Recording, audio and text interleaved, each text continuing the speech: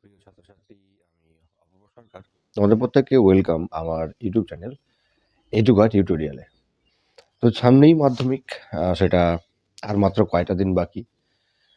এই কয়েকটা দিনের জন্য তোমাদের যে পড়াশোনা যারা করে এসেছো, এই কয়েকটা দিন তোমাদেরকে একটু পরিশ্রম এবং একটু সাবধানে থাকতে হবে। ঠিক আছে? প্রথম কথা হচ্ছে, কয়েকটা দিন মাত্র। সারা বছর কি করেছো না করেছো, পড়াশোনা কতদূর করেছো, কিভাবে করেছো, সেগুলো কিন্তু তোমার কাছে আর ম্যাটার করবে না। এই যে কয়েকটা দিন, তারপর যে পরীক্ষা, এই 10টা দিন আর হাতে, ধরতে গেলে 9টা দিন আর হাতে রয়েছে। এই যে 9টা দিন, এই 9টা দিন খুব, প্রত্যেককেই বলবো, খুব সাবধানে থাকতে হবে। ঠিক আছে? এই 9টা দিন প্রচণ্ড ঘেঁটে পড়ার কিছু নেই, নতুন কিছু পড়ার কিছু নেই। যা পড়েছো তুমি সারা বছরে, যা পড়েছো সেগুলোকেই বারবার রিভাইজ করো। আজকে আমি তোমাদের মাধ্যমিক 2025 যারা দেবে তাদের জন্য এর আগে সাজেশন নিয়ে এসেছিলাম। আজকে নিয়ে এসেছি 4 নম্বর ও 5 নম্বরের সাজেশন। 4 নম্বর চ্যাপ্টার থেকে এবং 5 নম্বর চ্যাপ্টার থেকে যে সাজেশন রয়েছে সেটা আজকে আমরা আলোচনা করব। তো সবার আগে প্রত্যেককে বলে রাখি, দেখো, মাধ্যমিক নিয়ে অনেক কথাই বলেছি আমি, কিন্তু এর আগের ভিডিওগুলোতে মাধ্যমিক নিয়ে অনেক কথাই বলেছি এবং ভিডিওটা প্রত্যেকেই শেষ পর্যন্ত দেখবে। ঠিক আছে? কারণ শেষ পর্যন্ত না দেখলে পুরো যে সাজেশন সেটা তোমরা ঠিকমতো বুঝতে পারবে না এবং ঠিকমতো পাবে না। তাই প্রত্যেককে বলবো, ভিডিওটা শুরু থেকে শেষ পর্যন্ত দেখো। এবং এর মধ্যে অনেক রকম কথাও তোমরা পাবে, অনেক পড়াশোনা নিয়ে, আগামী জীবন নিয়ে অনেক রকম কথাও তোমাদের সঙ্গে আমি শেয়ার করব। দেখো, মাধ্যমিক পরীক্ষা, এই মাধ্যমিক পরীক্ষা আগামী আগামী যে জীবন তোমাদের রয়েছে পড়াশোনার ক্ষেত্রে, যারা পড়াশোনা চালিয়ে যাওয়ার ইচ্ছে রয়েছে, যারা পড়াশোনা চালিয়ে যাবে, তাদের ক্ষেত্রে বলছি, এই যে মাধ্যমিকের রেজাল্ট, মাধ্যমিকের পরীক্ষা, এটা কিন্তু খুব খুব ম্যাটার করে, খুবই ম্যাটার করে। এবং আগামীতে তুমি কি হবে না হবে, কেমন জায়গায় থাকবে, সেটাও কিন্তু একটা প্রভাব বিস্তার করে এই মাধ্যমিকের রেজাল্ট। তা আমরা প্রত্যেকেই একটু চেষ্টা করব যে রেজাল্টকে ভালো করার। কারণ সারা বছর তোমাকে প্রস্তুতি নিতে বলা হয়েছে, দেওয়া হয়েছে কেবলমাত্র 3 ঘন্টা লেখার জন্য। 3টে ঘন্টা তোমার কাছে, এই 3টে ঘন্টাই হচ্ছে মেন। এই 3 ঘন্টায় তুমি কি করবে, কি করবে না, এই 3 ঘন্টাই তোমার আগামীর, অর্থাৎ এই 1 বছরের প্রভাব এবং আগামী যতগুলো বছর আছে শিক্ষাক্ষেত্রে তারও একটা প্রভাব বিস্তার করবে। এই কেবল 3 ঘন্টা, এই 3 ঘন্টার জন্য, এই 3 ঘন্টার প্রস্তুতির জন্য তোমাদেরকে 1টা বছর টাইম দেওয়া হয়েছে। এখন সেই রকম আর আমাদের কাছে টাইম নেই যে খুঁটিয়ে খুঁটিয়ে সব কিছু পড়া যাবে। সাজেশন এর মানেই হচ্ছে যে পড়েছো, অবশ্যই পড়েছো, তোমরা নিশ্চিত, আমার বিশ্বাস তোমরা পড়েছো, ভালো করে পড়েছো, ভালো একটা রেজাল্ট করবে। এবং এই সাজেশনের মানে হচ্ছে যে পড়ার পাশাপাশি এই টপিকগুলো ছুটে যায়নি তো, এই টপিকগুলো তোমরা ছেড়ে দাওনি তো পড়তে গিয়ে, এই জিনিসগুলো তোমাদেরকে এখানে এসে দেখে নিতে হবে। এবং যারা যারা দুর্বল, যারা ঠিকমতো পড়াশোনা করেনি, মেইনলি তাদের জন্য সাজেশন, একমাত্র কিন্তু তাদের জন্য সাজেশন। যারা ঠিকমতো পড়েনি, সাজেশনের চিন্তা একমাত্র তারাই করে এবং তাদের জন্যই গুরুত্বপূর্ণ এই ক্লাসটি। ঠিক আছে?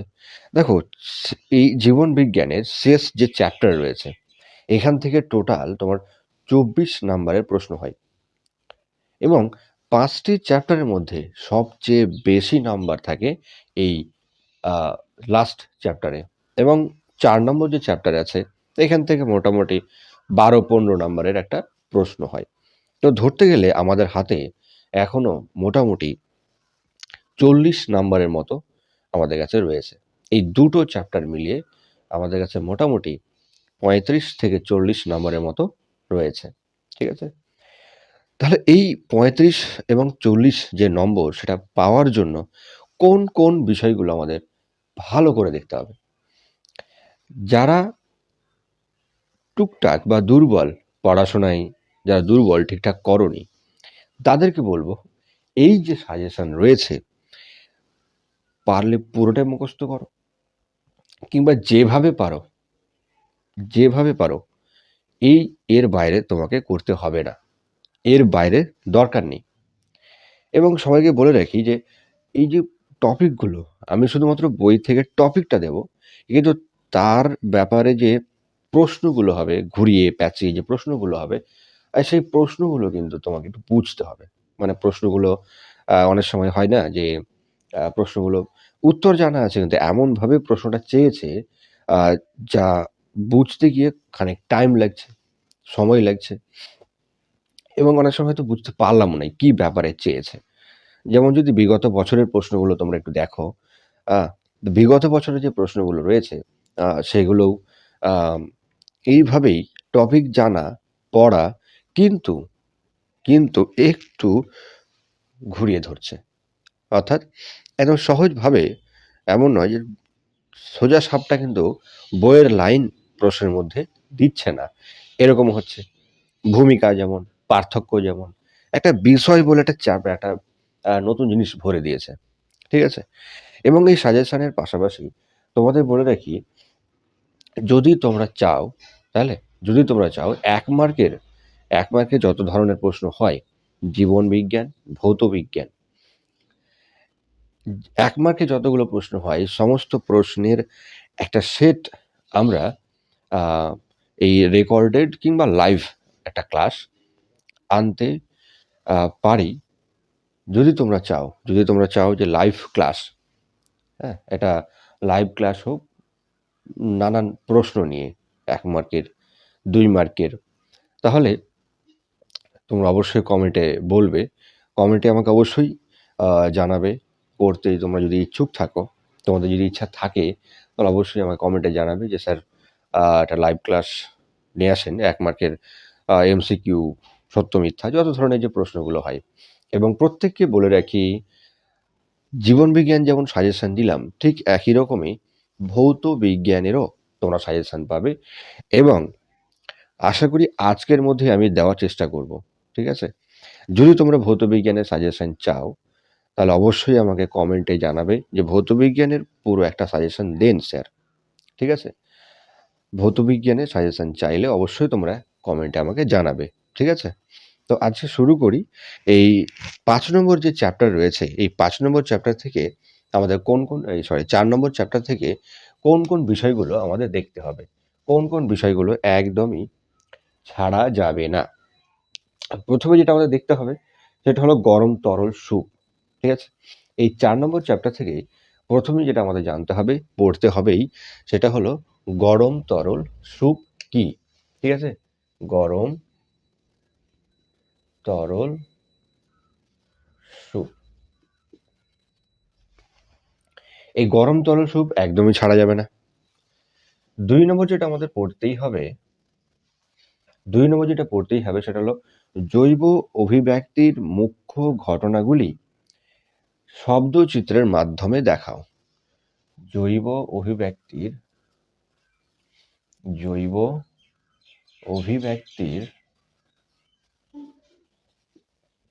মুখ্য ঘটনাগুলি শব্দচিত্রের মাধ্যমে দেখাও। ঠিক আছে? জৈব অভিব্যক্তির মুখ্য ঘটনাগুলি শব্দচিত্রের মাধ্যমে দেখাও।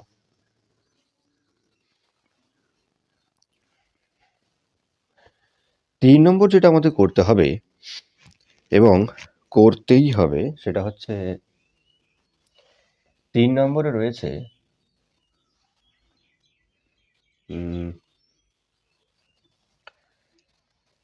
ঘোড়ার বিবর্তন। ঘোড়ার বিবর্তন অর্থাৎ প্রশ্ন করবে এইভাবে যে জীবাশ্ম ঘটিত অভিব্যক্তির জীবাশ্ম ঘটিত প্রমাণ, ঠিক আছে, জীবাশ্ম ঘটিত প্রমাণ দাও, এইভাবে তোমাকে প্রশ্ন করতে পারে। 4 নম্বর যেটা তোমাদের করতে হবে সেটা হলো ভ্রূণ তত্ত্ব। ভ্রূণ তত্ত্ব, ঠিক আছে, জৈব অভিব্যক্তির ভ্রূণ তত্ত্বগত প্রমাণ ব্যাখ্যা করো। অভিব্যক্তির ভ্রূণ তত্ত্বগত প্রমাণ, ভ্রূণ তত্ত্বগত প্রমাণ ব্যাখ্যা করো। 5 নম্বর যেটা করতে হবে অভিযোজন থেকে, ঠিক আছে, অভিযোজনে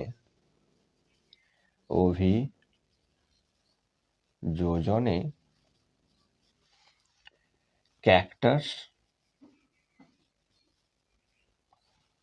উট ও শিম্পাঞ্জির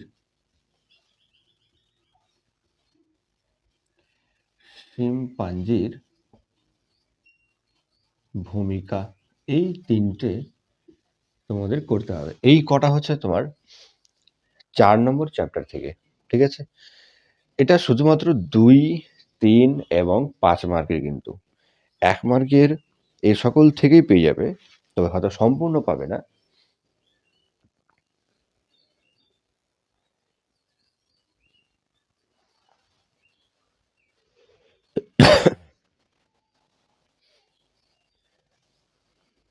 এক নম্বর হচ্ছে গরম তরল স্যুপ।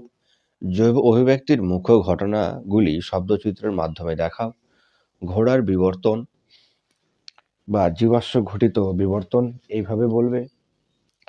ভ্রূণ তত্ত্বগত প্রমাণ ব্যাখ্যা করো। আর অভিযোজনে ক্যাকটাস, উট ও শিম্পাঞ্জির ভূমিকা।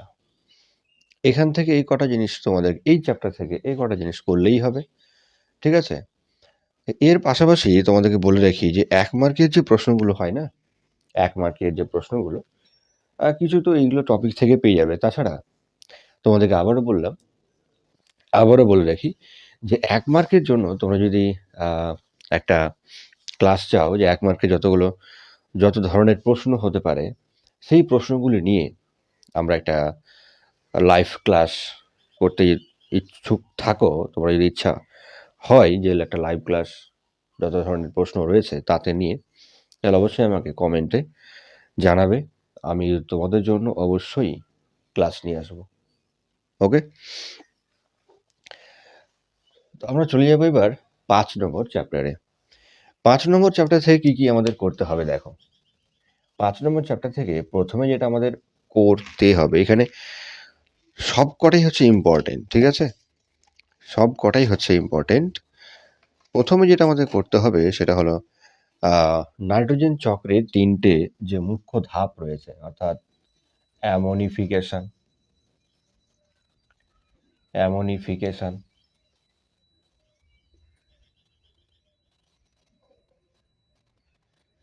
নাইট্রিফিকেশন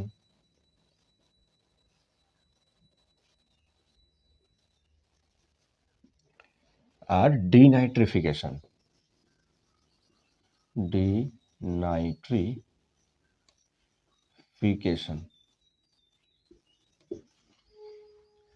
দুই নম্বর যেটা করতেই হবে সেটা হলো যে প্রাকৃতিক উপায়ে নাইট্রোজেন সংবন্ধন, প্রাকৃতিক কিভাবে প্রাকৃতিক উপায়ে নাইট্রোজেন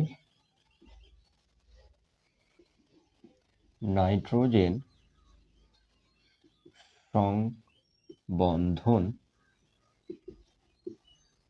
ঘটে, এটা একটা। 3 নম্বর যেটা তোমাদের করতে হবে সেটা হলো অ্যাসিড বৃষ্টির কারণ ও ফলাফল। অ্যাসিড বৃষ্টির কারণ ও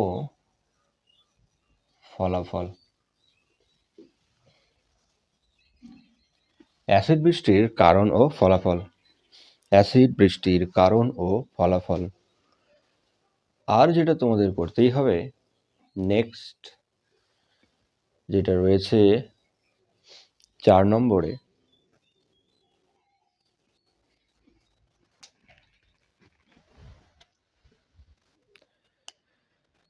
অ্যাসিড বৃষ্টির কারণ ও ফলাফল।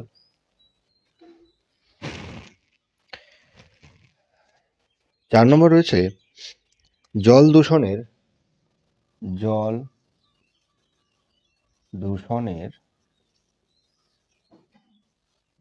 কারণ। ঠিক আছে। 5 নম্বর, জীব বিবর্ধন বলতে কি বোঝো? জীব বিবর্ধন বলতে কি বোঝো?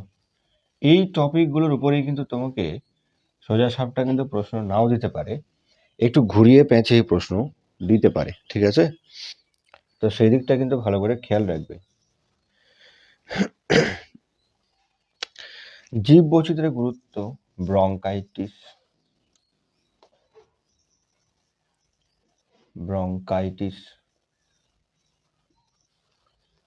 7 নম্বর হচ্ছে জীব বৈচিত্র্যের গুরুত্ব। জীব বৈচিত্র্যের যে গুরুত্ব, এটা কিন্তু অনেক সময় জীব বৈচিত্র্যের গুরুত্ব, এই জীব বৈচিত্র্যের গুরুত্ব কিন্তু অনেক সময় অনেক গাছপালা প্রাণী এসবের উপরেও কিন্তু অনেক সময় চেয়ে বসে, যে এর উপরে গুরুত্ব লেখো। গুরুত্বের পয়েন্ট তুলে কিন্তু তোমাকে প্রশ্ন দেবে, অর্থাৎ যে পয়েন্টগুলো আছে না জীব বৈচিত্র্যের গুরুত্বতে, সেই গুরুত্ব তুলে কিন্তু তোমাকে প্রশ্ন দেবে। সোজা সাপটা লিখবে না, তোমাকে সোজা সাপটা কোনো মতে লিখবে না, জীব বৈচিত্র্যের গুরুত্ব লেখো। বিষয় দেবে তোমাকে, পয়েন্ট যেটাকে বলে, পয়েন্ট লেখা থাকবে, পয়েন্ট এর উপরে তোমাকে সেটার ব্যাখ্যা করতে হবে, মানে গুরুত্ব লিখতে হবে। 8 নম্বর কি রয়েছে? 8 নম্বর রয়েছে বায়োস্ফিয়ার রিজার্ভ। বায়োস্ফিয়ার রিজার্ভ অর্থাৎ এই যে এইটাও প্রশ্ন করতে পারে, জীব বৈচিত্র্যের গুরুত্বে বা জীব বৈচিত্র্যের সংরক্ষণে বায়োস্ফিয়ার রিজার্ভের গুরুত্ব। ঠিক আছে, এইভাবেও চাইতে পারে। অর্থাৎ তোমাকে পড়তে হবে বায়োস্ফিয়ার রিজার্ভ, বায়োস্ফিয়ার রিজার্ভ।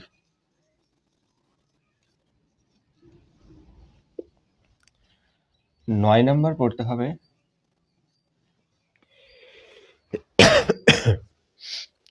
জীব বৈচিত্র্য সংরক্ষণে, জীব বৈচিত্র্য সংরক্ষণে জেএফএম এর ভূমিকা। জীববৈচিত্র্য সংরক্ষণে জেএফএম এর হচ্ছে ভূমিকা। জীববৈচিত্র্য সংরক্ষণে জেএফএম এর হচ্ছে ভূমিকা। তারপরে বলতে পারি হটস্পটের শর্ত পড়বে। 10 নম্বর, হটস্পটের শর্ত। আর যেটা তোমরা করবে,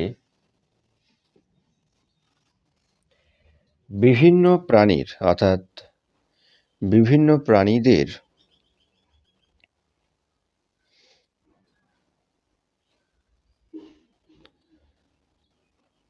হটস্পটের শর্ত,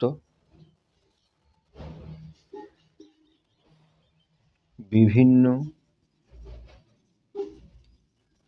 প্রাণীর সংরক্ষণ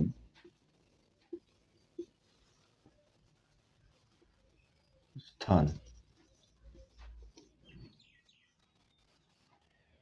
অর্থাৎ কোথায় কোন প্রাণীর সংরক্ষণ করা হয়, কোথায় কোন কোন প্রাণীর সংরক্ষণ করা হয় সেসব নিয়ে, সুন্দরবনে কোন প্রাণীর সংরক্ষণ করা হয়, কুমির সংরক্ষণ কোথায়, কুমির প্রকল্প কোথায় রয়েছে, রেড পান্ডার প্রকল্প কোথায় রয়েছে, এই সকল জিনিস নিয়ে এই প্রশ্নগুলো হচ্ছে এই টাইপের।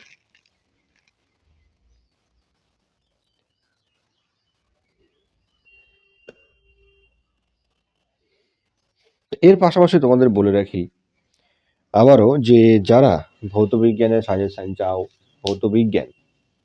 ভৌতবিজ্ঞানের সাজেশন চাইছো বা প্রয়োজন থাকলে তোমরা অবশ্যই আমাকে কমেন্টে জানাবে, বলবে, তাহলে সাজেশন আমি এই ভিডিও বানিয়ে অর্থাৎ সাজেশন তোমাদেরকে দেব এবং একটা ভিডিওতেই সেটা দেওয়ার চেষ্টা করব যদি তোমরা চাও তাহলে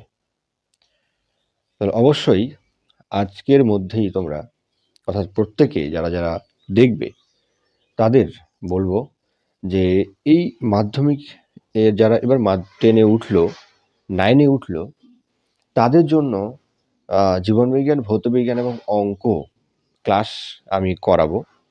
এবং যারা 9-10-এ উঠেছে মানে পড়ছে, তোমাদের যে ভাই বোনেরা থাকবে তাদেরকে অবশ্যই এই রেগুলার যে ক্লাসগুলো হবে সেগুলো অবশ্যই দেখাবে। এবং প্রত্যেকের কাছে একটা রিকোয়েস্ট থাকবেই, সেটা হচ্ছে এই ভিডিওগুলো শেয়ার করা, লাইক করা এবং প্রত্যেককে সাবস্ক্রাইব করতে বলবে। এটা সবার কাছে আমার রিকোয়েস্ট, ঠিক আছে? সবার কাছে আমার রিকোয়েস্ট, প্রত্যেককে সাবস্ক্রাইব করতে বলবে। আর ক্লাসগুলো ভালো লেগে থাকলে অবশ্যই তোমরা শেয়ার করবে, কমেন্ট করবে। তাহলে আমি আরও আগ্রহ পাবো ক্লাসগুলো করার। আমারও একটা কি ইচ্ছে থাকবে ক্লাস করার। আমি একটা এক্সাইটমেন্ট হয়ে কৌতূহল হয়ে ক্লাসগুলো করাবো তোমাদেরকে, ঠিক আছে? তাহলে এই কটা দিন ভালো করে দেখো, তোমাদের সঙ্গে আবার দেখা হবে, ঠিক আছে? আজকের এই চ্যাপ্টারগুলো থেকে এই কটা জিনিস করে রাখো, আর কিচ্ছু দেখার দরকার নেই বড় মার্কের জন্য। ছোট মার্কের জন্য তো বললাম যে ছোট মার্কের জন্য যদি তোমরা ক্লাস চাও, 1 মার্কের জন্য যদি তোমরা ক্লাস চাও, তাহলে অবশ্যই আমি ক্লাস নিয়ে আসবো। তবে কমেন্টে জানাবে, দুটো বিষয়ের জন্য জানাবে কমেন্টে। একটা হচ্ছে ভৌতবিজ্ঞানের সাজেশন যদি চাও, আর একটা হচ্ছে এই যদি 1 মার্কের ভৌতবিজ্ঞান, জীবনবিজ্ঞান 1 মার্কের যে প্রশ্নগুলো রয়েছে সেগুলো নিয়ে যদি একটা ক্লাস লাইভ কিংবা রেকর্ড ক্লাস করতে চাও, সেটাও কমেন্টে অবশ্যই জানাবে, ঠিক আছে? আজকে তোমাদের সঙ্গে এখানেই, আবার দেখা হবে নেক্সট ক্লাসে।